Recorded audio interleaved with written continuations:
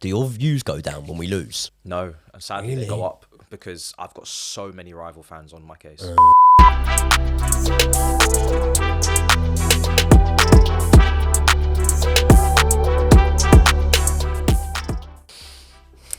Yo people, welcome back to the YouTube channel. You already know what time it is. It's time for another video. Make sure you smash up the likes every single damn time and subscribe if you are new. We got a special guest debut on the channel. Joey Knight. What's happening? You Bro, good? pleasure. Absolute pleasure to have you on. I know the people already know you from watching this. They've seen you on so many platforms. True Geordie, your own platform as well. 5, you're absolutely smashing it. Before we get into things, how are you just feeling as a Chelsea fan? Because I know you go to the games, bro. So you've got that extra. When we lose and when we concede, bro, I know it's just like blood boiling. Do you know what? Like at Stamford Bridge especially, it feels like Groundhog Day for me, man. Like, do you know, like, I'm trying to think of the last time I went to a game at Stamford Bridge and actually see us put a few goals past someone. And I have to cast my mind all the way back to the game against Southampton under Tuchel. I know Werner scored. I think it was 4-1 that day, maybe. Really good performance. In the pouring rain. Football, That was a couple of years back now, man. And as I say, like, I go to a lot of games. Like, I go to every game that realistically I can get to. So, yeah, to go that long at Stamford Bridge without sort of seeing it in the same way that we used to, which was, let's have it right, an absolute fortress. Bro. Like Mourinho's record. Ancelotti 5 and 6 and 7, 8s on the final day. Like it was nuts. Crazy. And now it's like one win out of the last 12. 13? Yeah, I mean, this statistic has been absolutely said to death now. Yeah. But Brentford have got more wins than us there since, what was it, April or whatever. So, yeah, it's not a good stat. But look, when you hit rock bottom, things can only get better. Exactly. I sort of hope. So you can only hope. Yeah. So for you going to the games, right, I wanted to ask because Pochettino, we knew coming into this job, he was looked at as the Spurs guy. You know, he's someone that has basically been at the Ops' house and, you know, built that reputation there. He was their favourite manager when I speak to a lot of Tottenham fans, and he's taken them to high heights of Champions League final and domestic campaigns where they've had incredible home records and whatnot, even playing at Wembley, you know, through that period in their time where they were building the stadium. A lot of history there. Coming into this Chelsea job, he was always going to be with some fans on a short fuse where, listen, you've got to prove yourself that not only can you win here, but also that you're going to represent us in, you know, Chelsea. You're the Chelsea man or the Chelsea way now. Do you feel like he's under pressure being in the ground? Like, is there murmurs and whispers, or are people just now almost numb to what's going on from the last season where they've just got all the time in the world now to just let us improve? Do you know what? The atmosphere in the ground is very different to the atmosphere on the internet. Like, I really don't get it. Like, a lot of people say, for example, I'll be on shows and people go, them Chelsea fans, though, they won't give you time. And I'm like, what Chelsea fans are you on about? Are you on about fans on Twitter who may not even attend matches, may not even live in this country, you know, and probably are a lot more reactionary because they have the ability to do so without having people around them to judge them. So say, for example, right, you're less likely to maybe speak your mind even in the ground if that is what you think, if you've got people around you who don't hold the same opinion as you. And that's not to say you shouldn't be able to, but what I'm saying is when I'm at the matches, you don't hear any sort of real negativity towards Pochettino, because I think Pochettino's doing a decent job, man. Like, again, people will banter me and people will go, oh, decent job, you've won 3 matches this season. But the problem with it is I do think that no manager that we had the option of bringing in would be doing better right now than Pochettino is. Not Postecoglou, because remember, he was on the shortlist with company and people will be like, oh, should have got him now. But how do you feel about that? Do you think that's just hindsight? Postecoglou was on the shortlist for us, was he? So it was Pochettino, Postecoglou and Vincent Kompany on the shortlist. And when I looked at that shortlist, obviously I just went straight for Pochettino because not only do I really like him anyway and respect the job that he's done previously, but I was also like, he's the one with the experience at the top level. He's managed PSG like a Tuchel. He's dealt with big names. However, people feel like he fared. At least he has the experience. Postecoglou didn't, coming from Celtic. But he was on the list as well. Is there any kind of regret, I guess? Nah, not really, because I think that, you know, you don't read 8 pages of a book and then give it up and cast your judgment on whether it was a good book or not. Yeah. And you're smashing it. massive praise to him. But let's see how things are at the end of the season. I make them favourites to get top 4, but crazier things have happened. You know, I remember a point where under Ancelotti, first sort of 10 games, Everton were right up there. I remember multiple teams being right up there at the start, and it hasn't always panned out that way over the course of a 38-game season. So let's see how he does. In terms of who I was looking at, I never wanted Nagelsmann. Really did not want Nagelsmann. Like, Nagelsmann gave me Andre Villas-Boas vibes. Oh, really? You know, I was looking at that and I'm like, yeah, young manager, trendy, fashionable, but is he really going to be able to come into the Premier League and do a job like that? I don't know. The one that I was very, very much interested in was Luis Enrique, because I think Spain, over the last couple of tournaments, have really done themselves an injustice when you look at actually what point of the tournament they've gone out to, whether it be to Croatia, Morocco, whoever they've gone out to. You look at actually their style of play and how they played as a team, especially without a real recognised or decent number 9, seeing as they had Morata up there a lot of the time. They played some exquisite football, mate. They were lovely, Spain, to watch. So I sort of looked at Enrique and I'm like, okay, you've managed at Barcelona, you've managed in big jobs, and you've done well, and obviously as well, exactly, and that was the one that I was sort of looking at. And the main thing that was swaying me towards him was he didn't have any allegiance of any English club. And the Pochettino thing straight away was like, look, I don't really want a former Spurs man. Like, I don't want someone who's sort of made their name through being Spurs' most successful manager. When we say that, little shout out to Harry Redknapp, because he don't get the flowers that he deserves. He done amazing things at Spurs, but that was the main thing that was sort of putting me off initially. But Pochettino has got a way of being able to charm a fan base over very, very quickly. I think he was genius in the fact that he said straight away that, you know, Chelsea were one of the biggest team in England. Yeah, did he biggest say? team in England. And to straight away almost have a little bit of a backhander go in against his former club Spurs. I thought, right, I like that. It might be false. You might not truly believe it, but it's music to my ears, and we'll have a bit more of that. So, and then like, you look at the way he deals with the players, you look at his aura.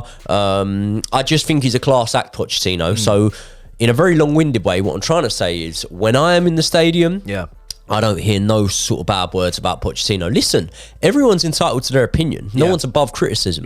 If we don't agree that Axel Disasi should have started the last match at right back, we're free to say that. If we don't believe that Enzo Fernandez should have been playing as a 10, we're free to say that. But that doesn't mean, because you question something, that there's no grey area in the middle. It's not black and white. It's not, he got that wrong, he needs to be out. You can question stuff and still give a manager your support.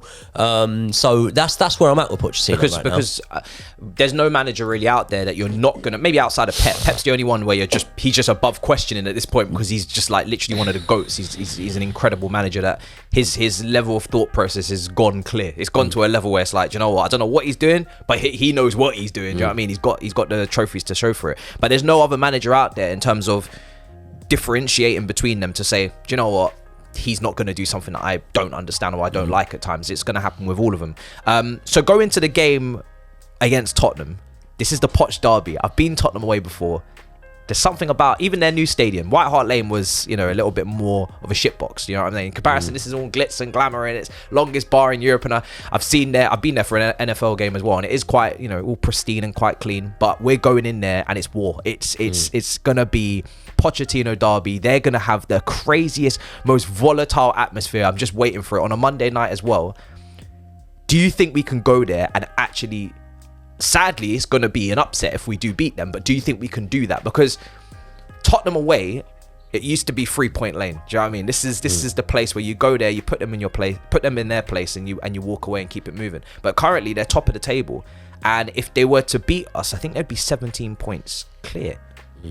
That's it. That is just unfathomable. How do you feel going into that game?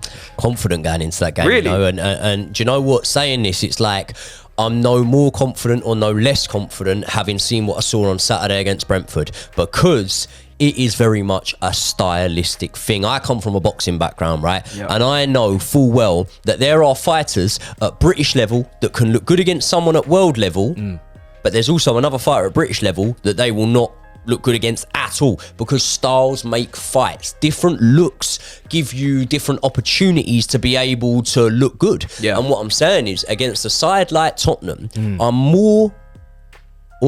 less fearful to go to White Hart Lane and play Tottenham than I would be to go to Bramall Lane and play Sheffield.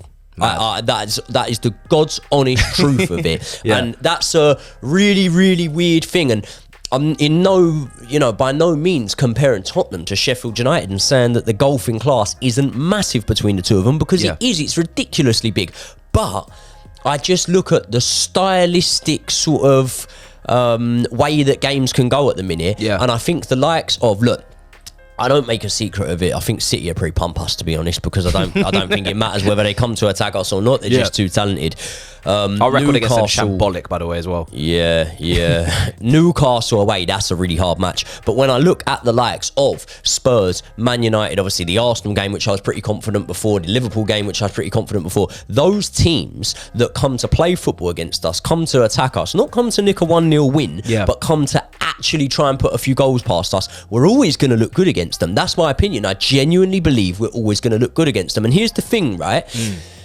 Very easy, isn't it, to go, well, the blueprint's there to beat Chelsea, so Tottenham just need to do that. Okay, yeah, maybe the Mourinho Tottenham and maybe the Conte Tottenham would have done that. Yeah. But the Postecoglou Tottenham does not do that, and I'll tell you why.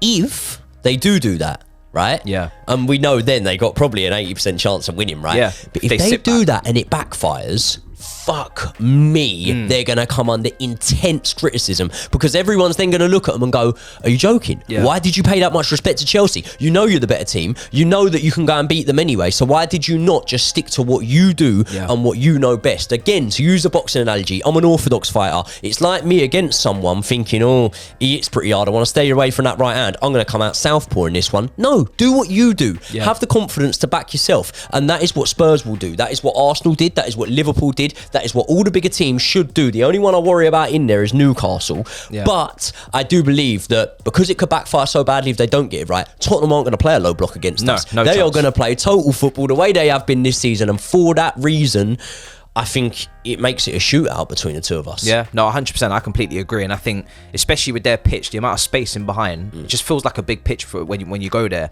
I think we could really take advantage if we have those quick transitions. You look at Gallagher, top performances against bigger teams, even at Palace out on loan against Tottenham, actually, against Man City as well, where Palace became their bogey team that season.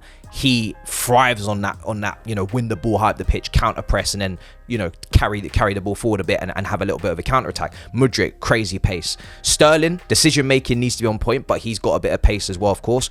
Madueke, we'll see if he's involved, but we've got pace in behind. We've got players that can take advantage. My biggest thing will be the mentality, and this is where I want to ask you: do you think this team has the mentality to? Because they haven't won anything yet. They're brand spanking new. They haven't played together for very long, and this is like going to be a cauldron. I see this game as like it's going to be like going to, I don't know, like when we used to go, say, Nou Camp and Barcelona used to play Chelsea way back, and Liverpool's a great example, actually. Rafa Benitez and Mourinho, that kind of cauldron where there is a bit of Poch is coming home and we really don't like him anymore when we're winning, and we've got this great feeling we're going to put this crazy pressure on. Tottenham against Arsenal, I think, was similar like this when they were going for top four a couple of seasons ago, and they absolutely took Arsenal to the cleaners in that game. They just created a crazy atmosphere, and it's a night game. Do you think our players can handle not only the pressure but the potential atmosphere that's coming their way? Yeah, I think there's a fine line between the two, isn't there? Because you've got to play the game rather than the occasion. But I do think, again, to predict the future, you've got to look into the past. And when we look at the past performances against bigger teams so far, listen, we've only got a small sort of bite-sized pool of examples to pick from. But when you look at the Liverpool match and when you look at the Arsenal match, I do look at both of them and I think, no, our mentality of our players were bang up for it. There were lapses of concentration against both teams, and in Arsenal it cost us dearly in terms of not being able to get those 3 points. But I do genuinely believe that we are going to go into this match with a good mentality. I think that providing we've got, the likes of Conor Gallagher on the pitch, I think Caicedo's got a good mentality for it as well. I think Cole Palmer has got an elite mentality and a sort of wise head on young shoulders. So I do think that we've got the players in there. I also think that what will be pivotal for us is I think that Reece should be back in contention to start by that game. If he's not, I'm going to be a little bit worried. And then obviously, the likes of Thiago Silva, he knows what it's like to go to that new Tottenham stadium and score goals. And he knows what it's like to win there. So I do think that we're going to be all right mentality-wise when it comes to that. As I say, like for me, it really ain't those sort of matches I worry about. Yeah. Now, to contradict myself a little bit, doesn't mean necessarily that I think, they're the matches that we're going to get the points in. Yeah. I'm saying they're the matches that I don't really worry about what we're going to do because I think we're going to turn up. I'm on the kickoff for the match. And sometimes when like there's certain matches on,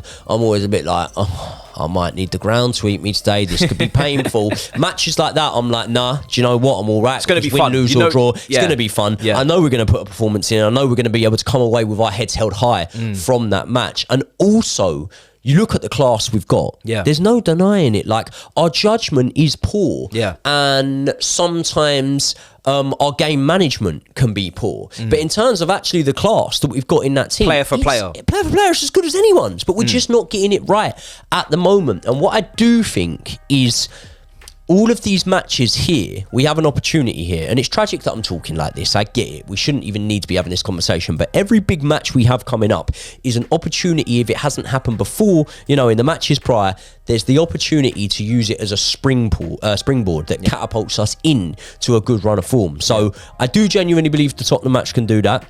I do think that we should be going into it confident and sort of believing we can get a win against these boys. Yeah. And if we do get a win against them, in terms of our performances against the top teams, I'd say it's somewhat overdue. 100%. My final kind of thing that I want to put to you is Pochettino's game management, because we're going to be coming up against some top managers.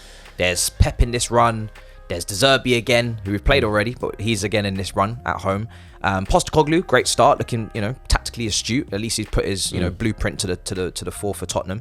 Do you trust him in game management wise to make the correct subs at the right times and inflict his kind of stamp on games and be proactive? Because the one thing I've been annoyed with, especially last weekend, but also just in general, is the subs are very late, and I feel like even certain subs are not really making sense. Whether it's Madueke play on the left for the first time in a game where we maybe need to be defensively resolute, not seeing maybe Leslie Okachuku against Arsenal when maybe we are looking to defend the lead, not bringing on Washington earlier when we need a goal. Do you trust him in game management and just when it comes to the fine margins? The substitute timings in terms of them being late have been poor. Since Thomas Tuchel. We've had 3 managers since then. Yeah. Thomas Tuchel used to make subs in the 75th minute, and I used to be like, mate, like, a game needs impacting earlier on than that. But what I would say is history is distorted in terms of what the outcome actually ends up being in those games. So say, for example, if we go on to win that match against Arsenal, no one's speaking at the fact about Cole Palmer coming off them. The key thing with that is a lot of people don't realise this, and maybe it's because I'm following the Chelsea accounts and whatnot and CNT news. Cole Palmer was somewhat of a doubt for that match. He had took a knock and had a quite bad dead leg on international duty for the under-21, so he was a doubt in that match, and that's why I thought it was fair enough that he came off. Reece James obviously came on, and they didn't put him at right back, and they kept Malo Gusto there, and he was further up the pitch. Again, when you look at managing a player's body, coming on to a game that's massively fiery, really intense, Arsenal going hell for leather at us in that last sort of final stages, and thinking, right, do we take someone in there who's actually not going to be coming in at the pace of the game and fresh enough? So do we put him a little bit further up just to give him the minutes? I can sort of see it, and I think if results go in our favour, then I can go, okay, it's not a bad thing. Subs against Liverpool on the opening day I thought were quite effective. I thought it came on, and I thought that Mudryk and Ian Matson made a big difference in the game that day. So I think that sometimes, rightly so, as human beings, what we always want to do is we want to pinpoint the area we've gone wrong, and we look and we try and go, that could be the factor, that could be the factor. But ultimately, I don't think it is. I don't think the substitutes are the factor or the in-game management so much.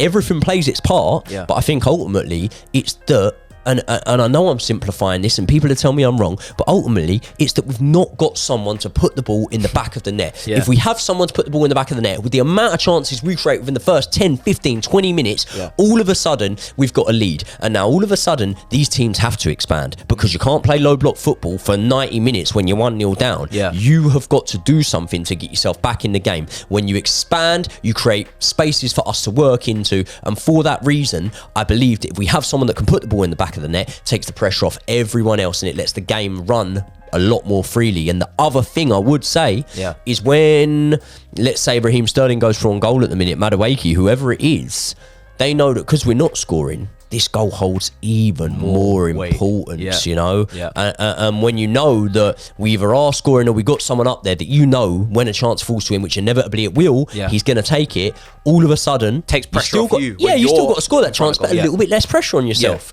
So that's the main thing for me is until we bring in a proven number 9, and then potentially it doesn't happen for us, I'm not changing my tune. If that number 9 comes in and it still ain't working for us, then I give up with the sport. Don't. And your choice was Ivan Toney, wasn't it? Because there was Victor Osimhen, there was so many other links as well to other players. But I like the thought of Ivan Toney purely because I get like Osimhen's clearly a very, very good player. Yeah. I do think we'd have our pants pulled down a little bit on the transfer fee for him. And I don't know whether we go and break the 100 million sort of mark again for a player that is unproven in the Premier League. Yeah. And with Ivan Toney, I do believe we've got a much bigger back catalogue of what we can look at and think, okay, there's our examples of what you can do in matches. I also think that stylistically, he suits our front line quite well. Yeah. And I think that, say we get him in January, be 27 years old, a player like that who's not like massively reliant upon blistering pace and has a good sort of injury record, I do think that he can play till 31, 32 in today's sort of game. So we are going to get sort of 5 years out of him at a good level. By then, maybe Jackson is in his prime or whoever else we've got in terms of young players in that position. Let's see if they're ready. If not, we go to the market. And the thing I like, and you know, maybe I'm guilty of not looking too much at Osimhen, and people could prove me wrong on this, but the thing I really like about Ivan Toney is not only do I think he has definitely elite sort of level Premier League finishing, it's also his link-up play with the players around him. You see how he links up with a forward line and the midfielders at Brentford. Mate, you stick him in there with a Cole Palmer and an Nkunku, and all of a sudden we are cooking. So I just believe that he's the best option for me. But I won't lie, there's not a massive depth of players in the market that we can go for there. 100% not. Listen, I agree with you. I think that's the kind of the striker that I've kind of been waiting for as to why we didn't maybe move for someone better in the summer as well. I'm looking forward to seeing if we can get that one over the line, because I do think Jackson needs competition and Bro's been out. And I'm looking forward to these set of fixtures, bro. They're massive games. The atmospheres are going to be crazy. There's a lot of pressure on us, I guess, because we need points, but at the same time, we're not expected to win a lot of these games, so there's an opportunity for some shock value. Bro, let the people know where to find you. I'm sure a lot of them are already subbed, but please let them know where to find you and more content that you've got coming out. Yeah, so Joey Knight Podcast on YouTube, same on Instagram, same on TikTok. Most of my stuff's going out on YouTube. I'm focusing more on long form content, bringing you loads of videos, to be fair. I'm putting out probably 5 videos a week and whatnot, and then obviously we're on the kickoff nearly every week now. We will be on there live for that game as well, so yeah, any place you can find me, please, I'd appreciate a subscribe, a follow, whatever. Love that, guys. Make sure you subscribe. Link is in the description and the title as well. It's been an absolute pleasure. Like I said, smash up the likes, subscribe. Big game coming up. Lots of previews coming into this one, because you know I know a lot of Tottenham fans as well, and you know I got to get grilled coming into the game just in case we do win, so I can come back and come back round the block. Do you know what I'm saying? Until then, in a bit, people. Peace. Perfect. Thank you, mate. Love that. All good. Yeah, it's good, man. Quality. Really good.